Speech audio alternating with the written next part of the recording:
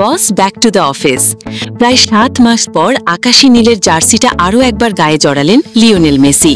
ম্যাচের 57 মিনিট পর অবশেষে যেন পূর্ণতা দিল এস্তাদিও ন্যাসিওনাল। হুলিও মার্টিনেস প্রাধানোস 33 মিনিটেই এলএম10 কাঁপিয়ে দিলেন প্রতিপক্ষকে, বুঝিয়ে দিলেন মেসি ম্যাজিক এখনও আছে বাকি।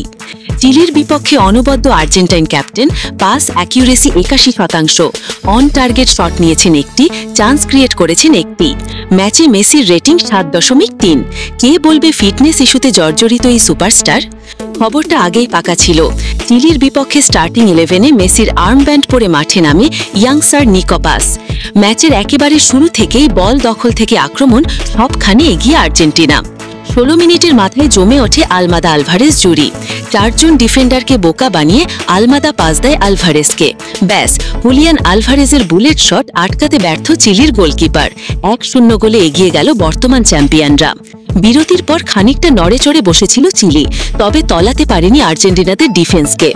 এরপর নিকোপাজের স্থলাভিষিক্ত হয়ে মাঠে নামেন লিওনেল মেসি। মুহূর্তে যেন বদলে যায় ম্যাচের রং। 83 মিনিটে অবিশ্বাস্য এক সুযোগ পেয়েও হাতছাড়া করেন গিলেয়ানো সিমিয়ানে। এরপর আর ম্যাচে গোল হয়নি কোনো।